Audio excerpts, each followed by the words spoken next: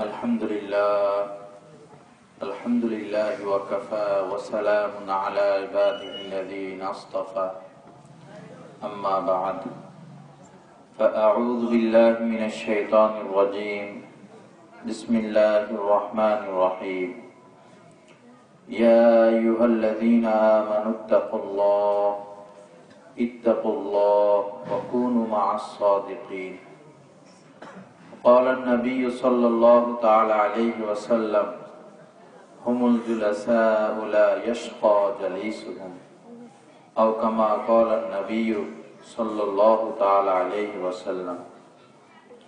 اللهم صل على سيدنا ومولانا محمد وعلى آل سيدنا ومولانا محمد وبارك وسلم. আমি কোরআনে কারীম থেকে একখানা আয়াত শরীফ এবং রাসূল করিম সাল্লাল্লাহু তাআলা আলাইহি ওয়াসাল্লামের অসংখ্য অগণিত হাদিস শরীফ থেকে একখানা হাদিস শরীফ পাঠ করলাম। আল্লাহ জাল্লা শাআনহু আমাদের সকলকে এই আয়াতে কারীমা এবং হাদিসে পাকের নূর দ্বারা আমাদের জীবনকে নূরান্বিত করিয়া দেন এবং আমাদের সকলকে এর উপর আমল করার তৌফিক দান করেন। আমার ভাই, বাস্তব কথা হলো আল্লাহ পাক আমাদেরকে অনেক মহব্বত করেন, অনেক ভালোবাসেন।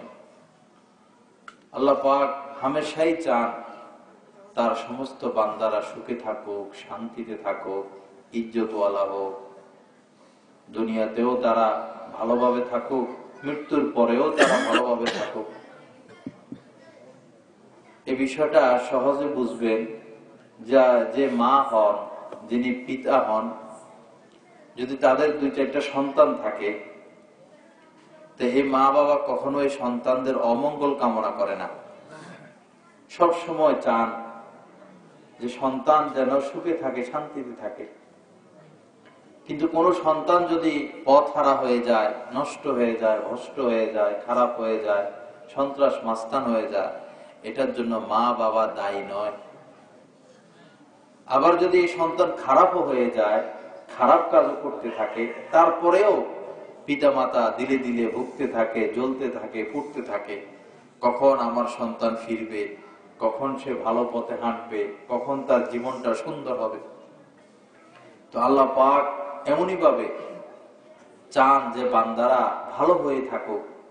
আল্লাহ এত কিছু সৃষ্টি করছেন, এগুলো খাবে কে?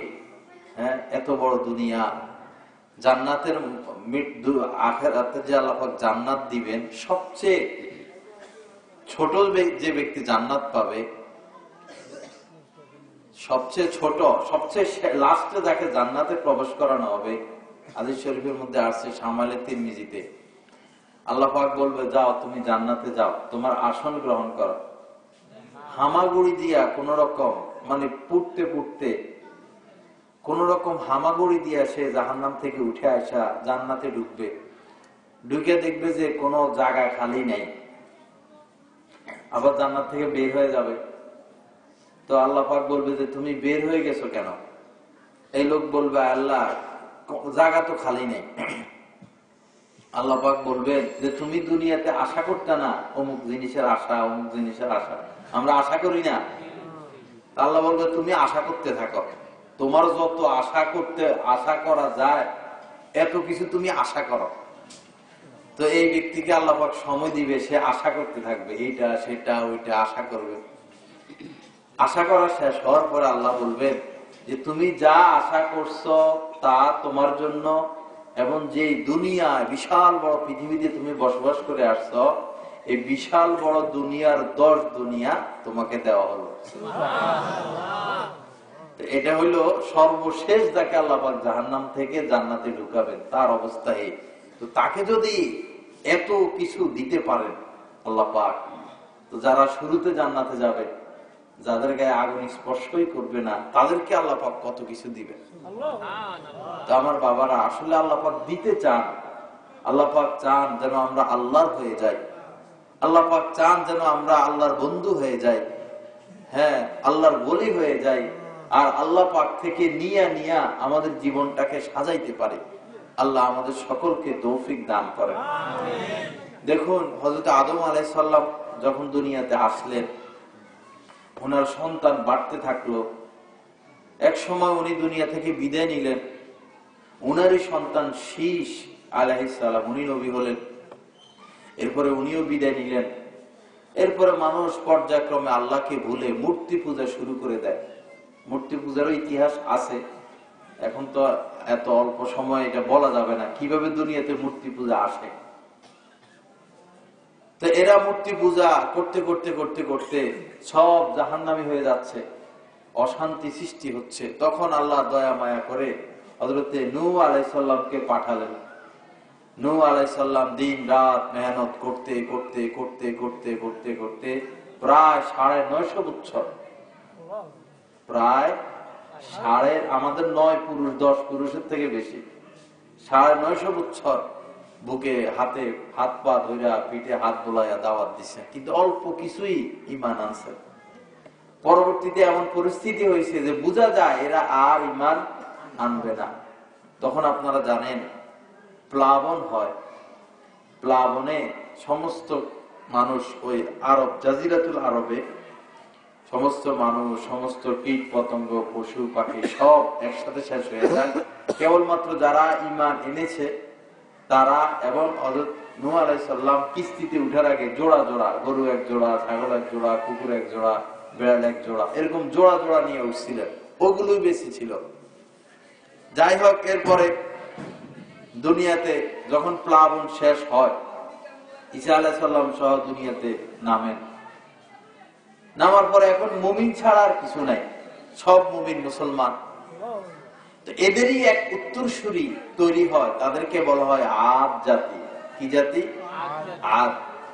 এই আদ জাতিকে আল্লাহ পাক এত এত সম্পদ দিছেন। উটের শত শত উটের পাল, শত শত গরুর পাল, শত শত বকরির পাল, বাগানের পর বাগান, আঙ্গুরের বাগান, আনারের বাগান, সন্তান, এবং তাদেরকে এত শক্তি দিছেন আল্লাহ পাক যে তাদের সাথে যুদ্ধ করে কেউ পারত না। আর কেমন যেন তাদের শরীর লোহার ছিল, এত শক্তিশালী। যাই হোক, এরা সুখ শান্তিতেই ছিল।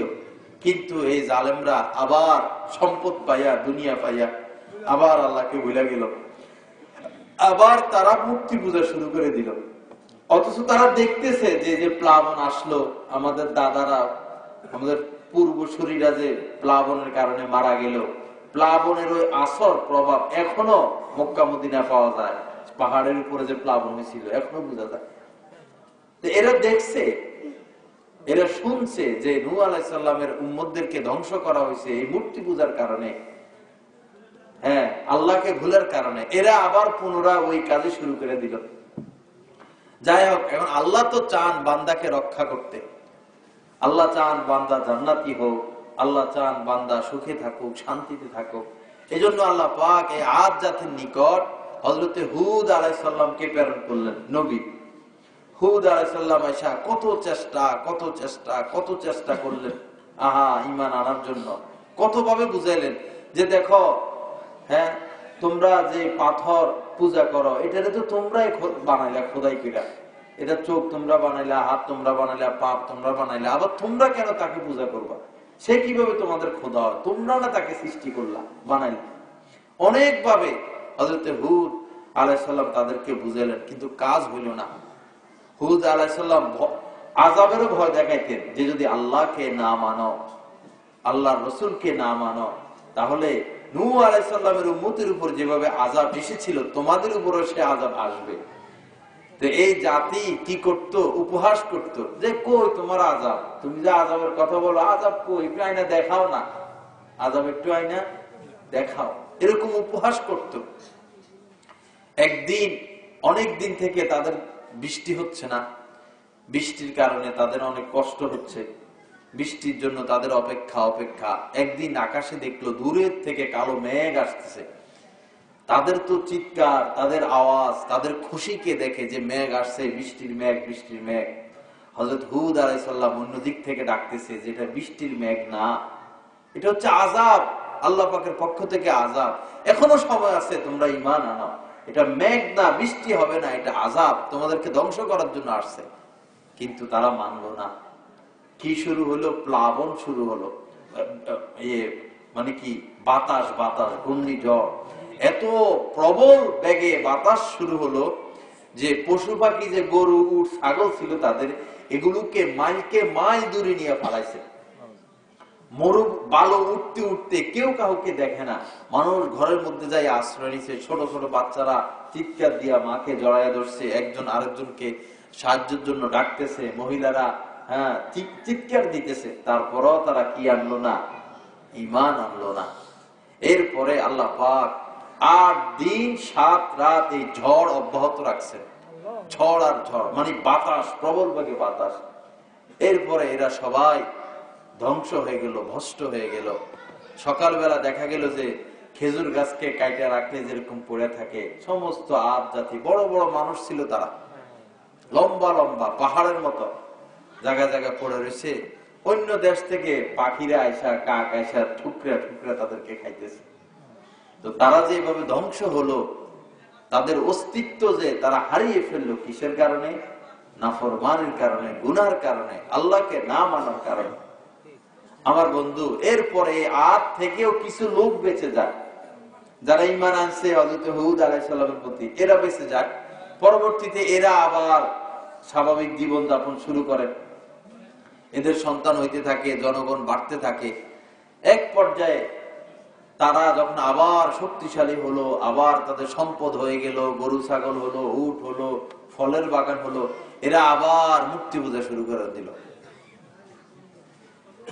তো হযরত নূহ আলাইহিস সালাম, উনার উম্মতরা ধ্বংস হয়েছে প্লাবনে, হুদের উম্মতরা ধ্বংস হয়েছে ঝড়ে, প্রবল বেগ বাতাসে।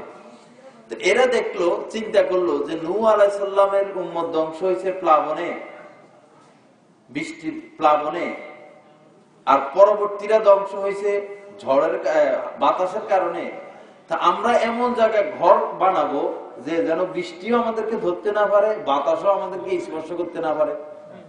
তো এরা কি করলো? পাথরের পাহাড় কাইটা কাইটা, বিশাল বড় বড় পাথরের পাহাড়, ওই পাহাড়কে তারা ঘর হিসাবে গ্রহণ করছে। পুরাটা পাহাড়, এটার মধ্যে রাস্তা করতো, জানালা করতো, এটার ভিতরে কাইটা কাইটা কাইটা কাইটা রুম করতো। এটাই তাদের ঘর বাড়ায়, বিশাল বিশাল পাহাড়, এটাই তাদের ঘর।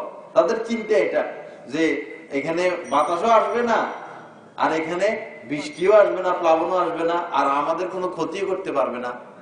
তো এই বেচারারা এটা চিন্তা করলো না যে কোন অপরাধের কারণে নূহ আলাইহিস সালামের উম্মত ধ্বংস হলো, কোন অপরাধের কারণে হুদ আলাইহিস সালামের উম্মত ধ্বংস হলো, আর আমরা এখন কোন অপরাধে লিপ্ত হয়ে গেছি। আমার বন্ধু, আমাদের দেশে প্লাবন হয়, আমাদের দেশে ঘূর্ণিঝড় হয়, হারিকেন আসে, ভূমিকম্প হয়। যারা বৈজ্ঞানিক তারা বলে ঢাকা শহরটা একটা টাইম বোমার উপরে আছে, মানে যে কোনো মুহূর্তে ভূমিকম্প হবে আর পুরা ঢাকা শেষ। বাংলাদেশেরও পরিস্থিতি অনেক খারাপ। নিচে যে প্লেটের উপর একটা রাষ্ট্র, ওই প্লেটের মধ্যে পাটল দেখা দিছে, পাটল এটা যাইতেছে।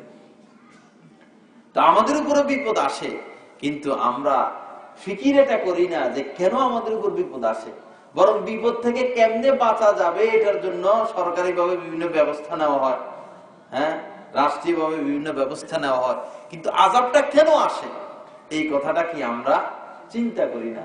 হযরত মুফতি শফি সাহেব রাহমাতুল্লাহ আলাইহি উনি একটা ঘটনা বর্ণনা করতেন।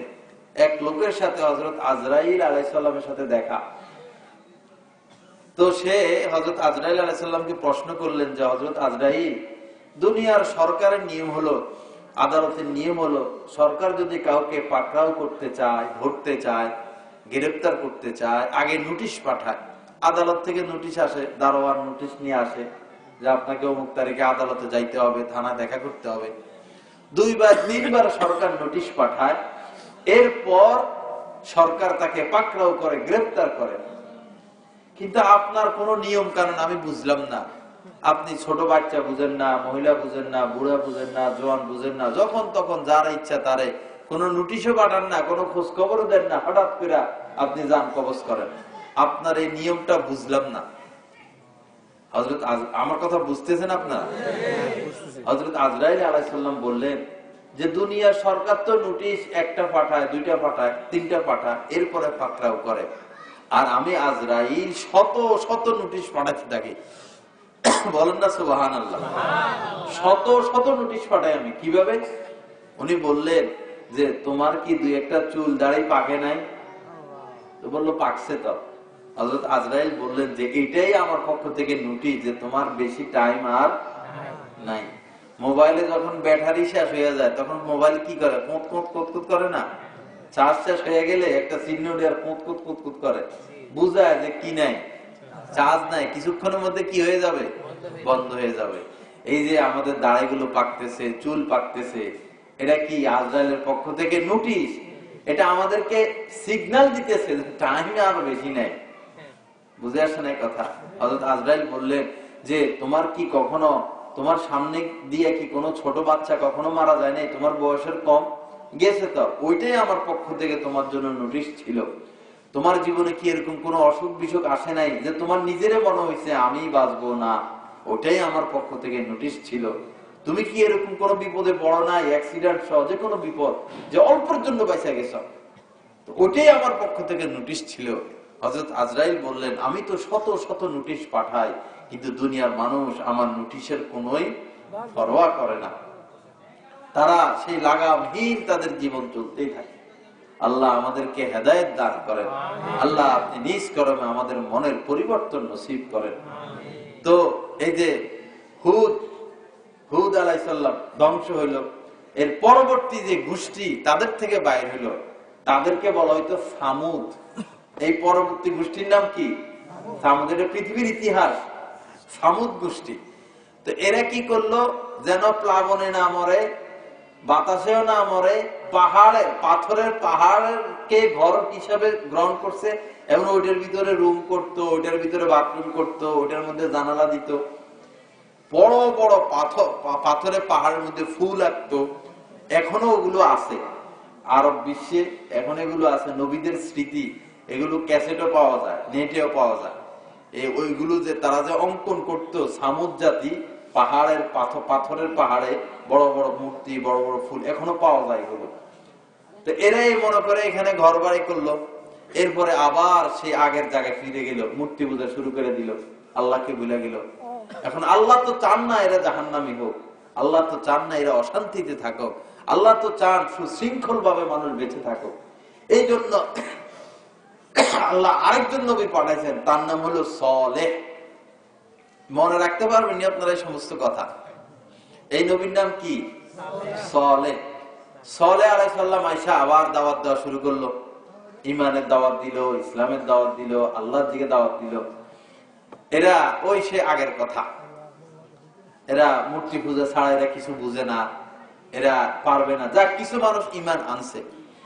তো একদিন এই পুরা সামুদ জাতি হযরত সালেহ আলাইহিস সালামকে বলল যে আচ্ছা তুমি এত এত দাওয়াত দাও, এই যে একটা পাহাড় দেখা যাইতেছে, এই পাহাড়ের ভিতর থেকে তুমি যদি একটা উট বাইর করে দেখাইতে পারো, উট এবং উটের ভিতরে বাচ্চাও থাকতে হবে, উট এবং গর্ভবতী একটা উট যদি তুমি আমাদের চোখের সামনে পাথরের পাহাড় থেকে বাইর করে আনতে পারো, তাহলে আমরা সবাই ঈমান আনবো। হযরত সালেহ আলাইহিস সালাম বলে ঈমান আনবা তো? জি, এটা যদি করায়া দেখাইতে পারো আমরা ঈমান আনবো। তো আল্লাহ পাকের নিয়ম হলো যদি এরকম কোন চ্যালেঞ্জে বান্দা চলে যায়, যে এরকম কোন মুজিজা, কেরামত, আয়াত যদি দেখাইতে পারে, এরপর আমরা ঈমান আনবো। যদি না আনে তখন আল্লাহ পাক এই জাতিকে ধ্বংস করে দেয়। তো সালেহ আলাইহিস সালাম বারবার যে খবরদার ঈমান আনবা তো? আনবো, আনবা তো আনবো। আল্লাহর কাছে দোয়া করছে, আল্লাহ আপনি একটা উট বাইর করে দেখান। এই হাজার হাজার মানুষের সামনে দিনের বেলায় একটা পাথরের পাহাড় থেকে একটা গর্ভবতী উট হাইটা তাদের সামনে এসে দাঁড়াইল। এবং এটা যে দুনিয়ার উট না, এটা বোঝা যায় বিশাল বড়, অন্যান্য উটের থেকে অনেক বড়, অনেক বড়। অন্যান্য উট এর দেখে ভাইগে চলে যায়। তো হইল কি, এই উট এখন কূপ ছিল তাদের একটা, তো এ পানি খেতে গেলে উট এগুলো কাছে আসে না। তারপর এরা নিয়ম করছে, একদিন এটার নাম রাখছে নাকাতুল্লাহ, আল্লাহর উট। একদিনে আল্লাহর উটে পানি খাবে, একদিন হেদের উট গুলো পানি খাবে। তো যাই হোক, এই নিয়মে চলতেছে, কিন্তু একজনও না, যত মূর্তি পূজক ছিল একজনও ঈমান আনলো না। এমন কি করলো কি, একদিন গভীর রাত্রে তারা এই উটের পা কেটে দিল। এই সামুদ জাতি কত বাড়াবাড়ি দেখেন। উটের কি করলো? পা কেটে দিল। এরপরে নূহ আলাইহিস সালাম ধ্বংস হয়েছিল, মনে আছেনি কেমনে? প্লাবন। এর পরবর্তী জাতি হলো আদ। আদ ধ্বংস হয়েছিল বাতাস। এখন এরা উট, সরাসরি উট এনে দেখাইছে। ইমান তো আনলোই না, বরং উটের কি করলো? পা কেটে দিল। এরপরেও হযরত সালেহ বহুত চেষ্টা করছেন, ইমান তারা আনলো না। তখন আল্লাহ পাক তাদেরকে ধ্বংস করে দিবেন। দেখলো যে আর সম্ভাবনা নাই, ডাক্তাররা ওষুধ দিয়ে বহুত চেষ্টা করে, যখন দেখে আর সম্ভব না তখন অপারেশন করে, অঙ্গ কেটে ফেলাইয়া দেয়। তখন আল্লাহ পাক তাদেরকে নতুন সিস্টেমে শাস্তি দিল। কি এমন আওয়াজ সৃষ্টি হলো, আওয়াজ এত বিকট শব্দ আল্লাহ পাক পাঠাইলেন যে ঠাস ঠাস করে তাদের কানের বাঁশি ফাইটা, মানে মুহূর্তের মধ্যে পুরা জাতি শেষ হয়ে গেল, ধ্বংস হয়ে গেল। এটা হলো তৃতীয় পক্ষ পৃথিবীর ইতিহাসের মধ্যে। তো এইভাবে পালাক্রমে, পর্যায়ক্রমে আল্লাহ পাক যখন কোন কওম হাজার হাজার নিয়ামত পায়, তো এরা আল্লাহকে ভুলে যায়। তখন আল্লাহ পাক নবী পাঠান, নবী বুঝাইতে থাকে। যখন নবী মানে তারা ঈমান না আনে, তখন এইভাবে ধ্বংস হয়ে যায়। আমার বন্ধু, আমাদের সমাজও সেম। ভাত নাই, কাপড় নাই, থাকার জায়গা নাই, কত অভাব অনটন। কোন রকম সন্তানটারে বিদেশ পাঠাইলো, সন্তান টাকা পয়সা কামাইলো, এরপরে প্রথম কি কিনে ঘরের মধ্যে? টেলিভিশন কিনে। ওই সে জাতির ইতিহাস, টেলিভিশন কিনে, হাতে হাতে মোবাইল দিয়া যায়, ভিডিও কি সিডি সেট কিনে, ভিসিআর কত কিছু আছে, এগুলো কিনতে থাকে, আল্লাহকে বলতে থাকে। যত সম্পদ বাড়তে থাকে তত আল্লাহকে বলতে থাকে। হ্যাঁ, তখন আল্লাহ পাক অভিনব পদ্ধতিতে, আবার আগের জামানায় তো পুরো কওম ধ্বংস করে দিতেন, এই জামানায় পুরো কওম ধ্বংস করেন না। এই জামানায় ব্যক্তিগত ভাবে আল্লাহ পাক অশান্তি দিয়ে দেন, ব্যক্তিগত ভাবে। আর একটু গরম হলে ভালো হতো।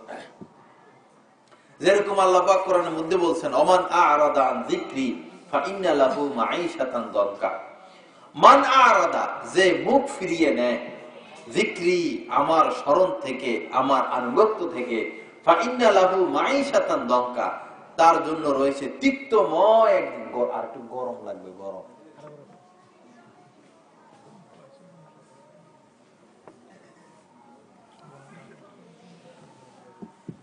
চলবে। ওমান আ'রাদা আন যিকরি ফাইন্না লাহু মাঈশাতান দানকা, যারা আমি আল্লাহকে ভুলে যাবে, ইবাদত বন্দেগী ছেড়ে দিবে, ইসলামকে ছেড়ে দিবে, ফাইন্না লাহু, ওই ব্যক্তির জন্য রয়েছে, হ্যাঁ, ফাইন্না লাহু মাঈশাতান দানকা, মাঈশা মানে জীবন, দানকা মানে তিক্তময়, তার জন্য রয়েছে তিক্তময় এক জিন্দেগি। আমার ভাইরা, আমরা যদি নিজের কথা চিন্তা করি, তাহলে আমরা দেখবো যে আসলে আমরা কেউই ভালোভাবে সুখী নয়। কেউ সন্তানের দিক দিয়ে অশান্তি, কেউ বউয়ের দিক দিয়ে অশান্তি, কেউ শাশুড়ির দিক দিয়ে অশান্তি, কেউ মা বাবার দিক দিয়ে অশান্তি, কেউ রাজনৈতিক প্যাচের কারণে অশান্তি। নানান অশান্তিতে আমরা জর্জরিত। এই অশান্তির মূল কারণ হচ্ছে আল্লাহর আনুগত্য না করা, আল্লাহকে না মানা। আল্লাহ পাক আমাদের সকলকে আল্লাহকে মানা, হ্যাঁ, আল্লাহ রাসূলের সুন্নত মোতাবেক জীবন গড়ার তৌফিক দান করেন। আমার ভাইরা, কখন কার মৃত্যু চলে আসে, কখন কার টাইম শেষ হয়ে যায়, কেউ জানে নাই। ফাইদা জাআ আজালুহুম লা ইস্তাখিরুনা সাআতান ওয়া লা ইস্তাকদিমুন। আল্লাহ পাক বলেন, ফাইদা জাআ আজালুহুম, একজন মানুষের যখন নির্ধারিত সময় চলে আসবে, মৃত্যুর নির্ধারিত সময়, অমুক দিন অমুক তারিখে অত সেকেন্ডে অমুক জায়গায়, নির্ধারিত সময় যখন চলে আসবে, লা ইস্তাখিরুনা সাআতান ওয়া লা ইস্তাকদিমুন, না এক সেকেন্ড, এক মুহূর্ত আগে, না এক মুহূর্ত পরে, জাস্ট সময় তার ইন্তেকাল হয়ে যাবে, একবারে জাস্ট সময়। আল্লাহ আমাদের সকলকে মৃত্যুর প্রস্তুতি নেওয়ার তৌফিক দান করেন। আল্লাহ পাক বলেন যে আকাদ্দিমু লি আনফুসিকুম, যে তোমরা অগ্রে পাঠাও, অগ্রে পাঠাও, আখিরাতের জন্য কিছু জমা করো, তোমরা আখিরাতের জন্য কিছু জমা করো। আল্লাহ পাক অন্য আয়াতের মধ্যে বলেন, ওয়াল তানজুর নাফসুম মা কদ্দামাত লিগাদ, যে প্রত্যেক মানুষের এটা চিন্তা করা উচিত, ওয়াল তানজুর, চিন্তা করা উচিত, মা কদ্দামাত লিগাদ, আখিরাতের জন্য সে কি পাঠালো, আখিরাতের জন্য কি পাঠালো, এটা চিন্তা করা উচিত। আমার বন্ধুরা, আমরা একটু চিন্তা করি না? আমরা একটু ভাবি যে এখন আজকে রাত্রে যদি আমাদের ইন্তেকাল হয়ে যায়, মনে করুন আজকে রাত্রে যদি আমাদের ইন্তেকাল হয়ে যায়, প্রথম রাত্র আমার জীবনে, আমি আজকে অন্ধকার কবরে থাকব। আমার স্ত্রী কত আপন, সন্তান কত আপন, এদেরকে যদি বলা হয়, আপনি মরার আগে যদি বলেন যে কবরে যাব এই অন্ধকার, প্রথম রাত্রিতে অন্তত তোমরা আমার সাথে থাইকো, কেউ মানবে? আমাদের সন্তানটা কেউ মানবে? এবং এই অন্ধকার রাত্রে, মনে করুন গভীর অন্ধকার কবরের মধ্যে জীবিত অবস্থা যাই আমরা এক রাত থাকতে পারবো? কাছে দিয়েও তো হাঁটতে ভয় লাগে কবরের পাশ দিয়া। এই ভয়ঙ্কর জায়গা, এই অন্ধকার জায়গা, মাটির নিচে আমাদেরকে একা একা থাকতে হবে, একা একা। তো এই কবর জীবনের জন্য আমরা কে কি প্রস্তুত করছি, কে কি পাঠাইছি, একটু কি চিন্তা করার বিষয় না?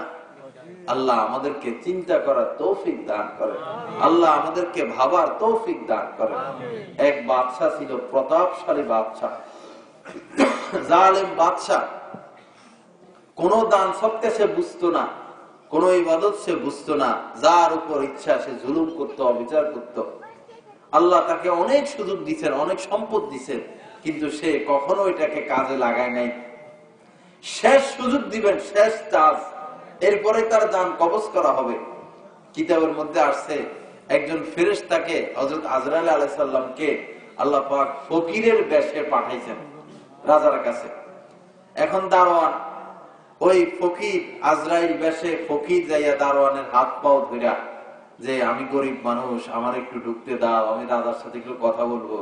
দারোয়ান বলে আমাদের বাদশা ফকির মকিরের সাথে কথা বলে না, এত সময় নেই। যাই হোক, অনেক হাত পাও ধইরা এই ফকির বেচারা ভিতরে গেল। রাজা তো ফকির দেখা মাথা গরম হয়ে গেছে, ওই ভিক্ষুকের বাচ্চা তুই আমার প্রাসাদের ভিতরে প্রবেশ করলি, কান্না কাটা যে আমি খুব অভাবে আছি, খুব সমস্যা আছে, খুব বিপদে আছে, আমাকে একটু সাহায্য করেন, আমি চলে যাব। বাইর করে দিছে, তুই আর যদি আবার আমার কখনো সামনে পড়েছ তোকে দেখবি কি করি। একটা পয়সাও দান করলো না। আল্লাহ শেষবার সুযোগ দিতেছে বাদশাকে। বাইর করে দেওয়ার পরে এই বেচারা আবার দারোয়ানের হাত পাও ধইরা আবার ভিতরে আসছে। রাজা তো দেখা চোখ মাথায় উঠে গেছে, এত বড় সাহস, বাইর করে দিলাম, আবার আসছে। আবার কাকুতি মিনতি করে হাত পাও ধইরা কত কান্নাকাটি, কত কাকুতি মিনতি। আহা, এই রাজা তো বুঝলো না, এই বাদশা তো বুঝলো না আল্লাহ যে তারা শেষ সুযোগ দিতেছে। এই বেকুব তো এটা বুঝলো না। এই ফকির কান্না কাটা কইরা কত কাকুতি মিনতি করে আমাকে কিছু সাহায্য করেন, সাহায্য তো দিলই না, ধাক্কা দিয়া বাইর করে দিল। আবার কিছুক্ষণ পরে ফকির আবার সেই বাদশার সামনে। বাদশা চোখ বড় করার আগেই, বাদশা ফকিরকে ধরার আগেই ফকির বলতেছে, বাদশা আমি তো ফকির না, আমি তো মালাকুল মউত আজরাইল, আমি তো আজরাইল। তোমাকে আল্লাহ শেষ সুযোগ দিছেন, তুমি তো কাজে লাগাও নাই, এখন তোমাকে আমি তোমার জান আমি কবজ করব। এখন তো ফকিরের হাত পাও কাঁপা শুরু, বাচ্চার হাত পাও কাঁপা শুরু হয়ে গেছে। হ্যাঁ, এখন নিজের অবস্থা খারাপ। এখন বলতেছে যে একটু সময় দাও, আমি আমার সম্পদের হিসাবটা দিয়ে দিই। ফকির বলল আর তোমাকে সময় দেওয়া হবে না। এখন বলতেছে লাস্ট বার যে তাহলে অন্তত আমার সম্পদগুলো আমি আল্লাহর রাস্তায়, জীবনে তো কোনো দান সৎকা করলাম না, নামাজ পড়লাম না, রোজা পড়লাম না, ওই কবর জীবনের জন্য কিছুই করলাম না, একটু সময় দাও, আমি একটু দান সৎকা করি, আমার সব সম্পদ আল্লাহর রাস্তায় দিয়ে দিই, একটু সময় দাও। মালাকুল মউত বলল আর তোমাকে সময় দেওয়া হবে না, খপ করে ধরলেন আর তার জান কবজ করে ফেললেন। আমার বন্ধু, না জানি আমাদের আজকে রাত্রে কার মৃত্যু চলে আসে, বলতে পারবো আমরা? বলতে তো পারবো না কার কখন মৃত্যু চলে আসে।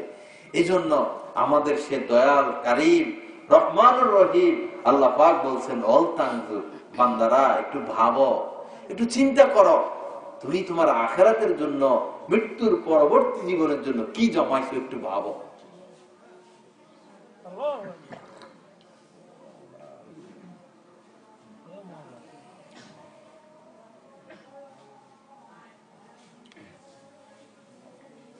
আল্লাহ আমাদেরকে বুঝার তৌফিক দান করেন, আল্লাহ পাক আমাদেরকে মানার তৌফিক দান করেন। কাকরাইল, বাংলাদেশের তাবলীগের মার্কাজ কাকরাইল মসজিদে এক মুরব্বী ছিলেন।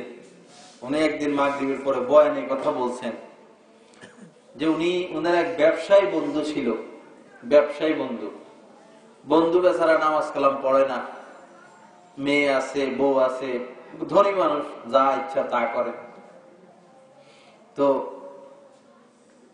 এই বেচারা সব সময় ফোন দিয়া দেখা করে যে দোস্ত নামাজটা পড়, একটু হজ কর, দাড়িটা রাখ, হ্যাঁ সময় মতো একটু তাবলিগে বাইর হ, 3 দিনের জন্য একটু বাইর হ। সে বলে দোস্ত এই সমস্ত তাবলিগ তুবলিগ আমার দ্বারা হবে না।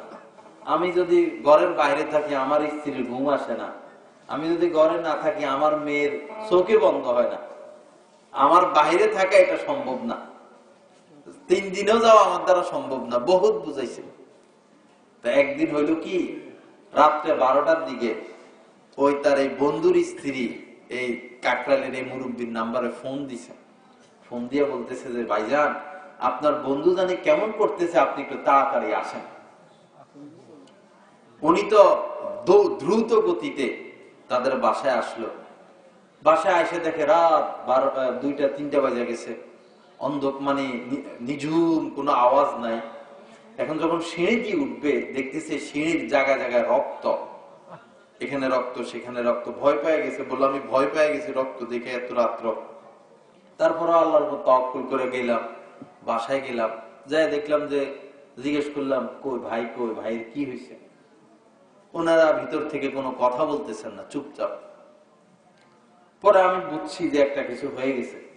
পরে বললাম ভাইয়ের লাশ কোথায়? বলতেছে সিঁড়ির নিচে। লাশ কোথায়? সিঁড়ির নিচে। এতদিন বেচারা তাবলিগে যাইতে পারে না, হজে যাওয়ার সময় নাই, দাঁড়িয়ে রাখতে পারে না, বোর ঘুম আসে না রাত্রে স্বামী ছাড়া, মেয়ে যদি বাপেরে না দেখে মেয়ে বাতে খায় না, আর বেচারা একটু আগে মারা গেল, এখন কোথায়? সিঁড়ির নিচে। বললো কি হয়েছে? বললো হঠাৎ 12টার দিকে তার সে দম নিতে পারে না, নিঃশ্বাস নিতে পারে না, নিঃশ্বাস নিতে তার কষ্ট হইতেছে, কিছুক্ষণের মধ্যে তার জান চলে গেছে। তো বললো তো সিঁড়ির নিচে কেন? লাশ সিঁড়ির নিচে কেন? বললো আমরা মা মেয়ে ঘরের মধ্যে একা, এই লাশ আমরা ঘরে কিভাবে রাখি? বুঝছেননি ভাইরা? স্ত্রী কি বলতেছে? আমরা মা মেয়ে ঘরের মধ্যে এই লাশ ঘরে কিভাবে রাখি? এজন্য আমরা লাশটা নিয়ে নিচে যাইতেছিলাম, তো আমাদের হাত থেকে পড়ে গেছে, ভারী না লাশ, এরা দুইজনে মহিলা, হাত থেকে পড়ে ওনার মাথা ফাইটে গেছে। আর সিঁড়ি দিয়ে যে রক্ত দেখছেন এটা তার মাথার রক্ত। মানে কোনো ইয়ে নেই, অনুভূতি নেই, কোনো আফসোস নাই, কোনো দুঃখ নাই, কোনো কষ্ট নাই। লাস্টে টাইনে নিয়ে সেই নিচে ঢুকে রাখছে। আহা, এই তো জীবন। এটার জন্যই আমরা এত কিছু করি। ইয়াউমা লা ইয়ানফাউ মালুন ওয়ালা বানুন ইল্লা মান আতাল্লাহ বিকলবিন সালিম। সেই কিয়ামতের ময়দানে সন্তান কোনো কাজে আসবে না, সম্পদ কোনো কাজে আসবে না, আল্লাহ বলতেছে। এজন্য বাবারা আসুন মনকে একটু নরম করি, যারা দাঁড়িয়ে শেপ করি, আহা যদি শেপ অবস্থা আমার মৃত্যু হইল, হ্যাঁ যারা গুনাহের কাজে লিপ্ত আছি, সুদ খেতেছি, ঘুষ খেতেছি, হ্যাঁ অশ্লীল ছবি দেখতেছি, মার মনে বাপের মনে কষ্ট দেওয়া অবস্থায় যদি আমি বিদায় নিই, কি উপায় হবে আমার? আমার এক আত্মীয়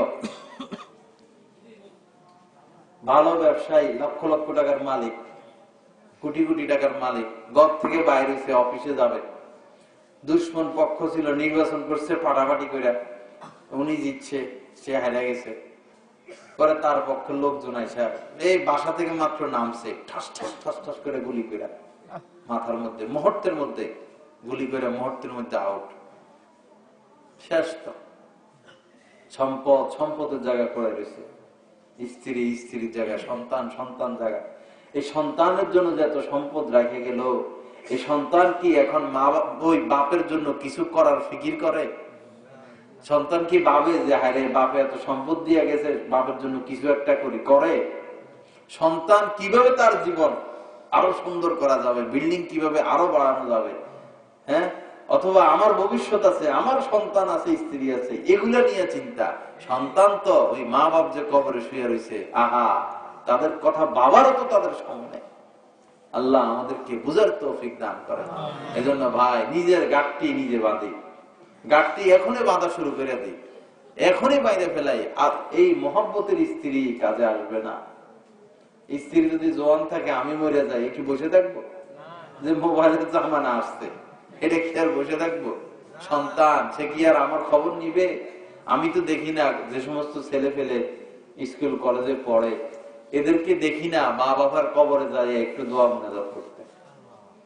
প্রতিদিন একবার তো দূরে কথা, সপ্তাহে একবার তো দূরে কথা, মাসে একবার তো দূরে কথা, বছরেও আমার এই আদরের সন্তানদেরকে দেখা যায় না মা বাবার কবরের কাছে যায় একটু দোয়া মুনাজাত করতে, একটু কান্নাকাটি করতে, একটু স্মরণ করতে। দেখা যায় না। এই সন্তানদের জন্যই জীবন দিয়ে দিতেছি।